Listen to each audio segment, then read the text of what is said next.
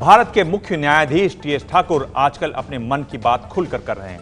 उनका कहना है कि वो अपने करियर के चरम पर हैं और वो अपनी बात कहने से नहीं हिचकेंगे।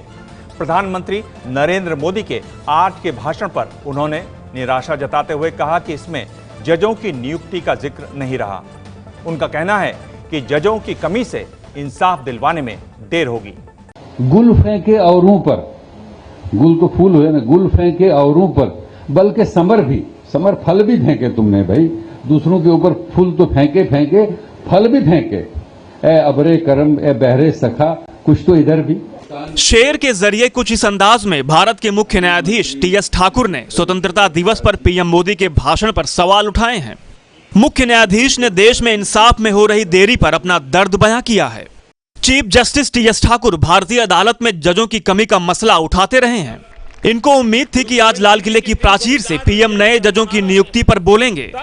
इसी आस में इन्होंने पीएम के 1.5 घंटे के भाषण को ध्यान से सुना भी, लेकिन मायूसी ही हाथ लगी। देशवासियों के लिए, इंसाफ के लिए भी कुछ सोचिए। मैं भी ये उम्मीद कर रहा था कि इंसाफ के बारे में कोई शायद बात होगी, कोई जजेस की अपॉइंटमेंट के बारे में बात होगी। कोई देश में जिस तरह अंग्रेजों के वक्त में तो शायद 10 साल में एक मुकदमे का फैसला हो जाता था, अब वो नहीं हो रहा। अब तो मुकदमे इतने बढ़ गए, लोगों की उम्मीदें भी बढ़ गई कि बहुत मुश्किल हो रहा है। इसलिए मैंने बार बार ये गुजारिश की है कि जरा इसकी तरफ भी तवज्जो दीजिए। इस बीच राष्ट्रपति भवन में हुए एट होम कार्यक्रम में प्रधानमंत्री मोदी और चीफ जस्टिस के बीच करीब 15 मिनट तक मुलाकात भी चली। स्वतंत्रता दिवस पर सुप्रीम कोर्ट में हुए कार्यक्रम में कानून मंत्री रविशंकर प्रसाद भी आए थे। उन्होंने भी न्यायपालिका की सुधार के लिए कुछ नहीं कहा। मुख्य न्यायाधीश उन पर भी तंज कसना नहीं भूले। कार्यक्रम की शुरुआत में झंडे की गांठ न खुलने की वजह से खंभे को निकालना पड़ा था। इस वाकये का जिक्र करते हुए इन्होंने कानून मंत्री को खरी खरी सुनाई। चीफ जस्टिस ठाकुर के मुताबिक अंग्रेजों के जमाने में भी 10 साल में इंसाफ मिल जाता था, लेकिन अब सालों लग जाते हैं। साहब, हमको भी पूछना चाहिए, हम भी तो स्टेक होल्डर्स हैं। लेकिन रविशंकर प्रसाद जी गांठ के पक्के हैं, गांठ हमारी भी पक्की है, वो आपने देख लिया।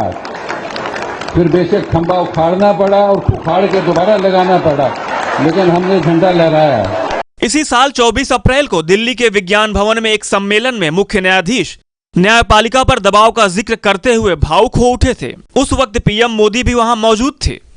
When judges come from abroad,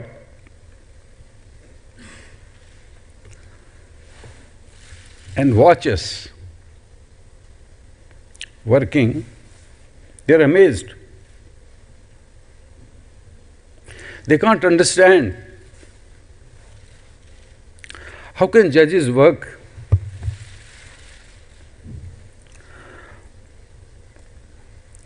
under such stressful conditions. मुख्य न्यायाधीश का दर्द यूं ही नहीं है। आंकड़े भी देश में जजों की कमी बयां करते हैं। मौजूदा समय में देश की अलग अलग अदालतों में करीब 3 करोड़ 38 लाख केस लंबित हैं। जजों की नियुक्ति पर ऐलान नहीं होने से विपक्ष भी नाराज है। सरकार ने रोक रखी है सुप्रीम कोर्ट के कॉलेजियम के क्लियर करने के बावजूद। मेमोरेंडम ऑफ अपॉइंटमेंट ऑफ जजेस को मोदी जी ने जानबूझकर रोक रखा है। मोदी जी न्यायपालिका को कठपुतली बनाना चाहते हैं। ऐसा नहीं है कि पीएम को इसकी जानकारी नहीं है, वो भी सालों से लंबित पड़े केस पर अपनी चिंता जाहिर कर चुके हैं। पीएम ने कोर्ट को लंबित पड़े केसों के बारे में लेखा जोखा रखने के लिए कहा, ताकि लोगों को इसके बारे में जागरूक किया जा सके। यही वजह है कि मुख्य न्यायाधीश को आज पीएम से बड़ी उम्मीदें थीं, लेकिन उम्मीदें पूरी नहीं हुई तो दर्द छलक उठा। देश के मुख्य न्यायाधीश टीएस ठाकुर कह चुके हैं कि जजों की कमी की वजह से पूरी न्याय व्यवस्था ठप हो सकती है। मुख्य न्यायाधीश को यह इसलिए कहना पड़ रहा है क्योंकि देश में प्रति 10 लाख लोगों पर जजों की संख्या सिर्फ 15 है। 1987 के लॉ कमीशन में सुझाव के मुताबिक प्रति 10 लाख लोगों पर जजों की संख्या होनी चाहिए 50।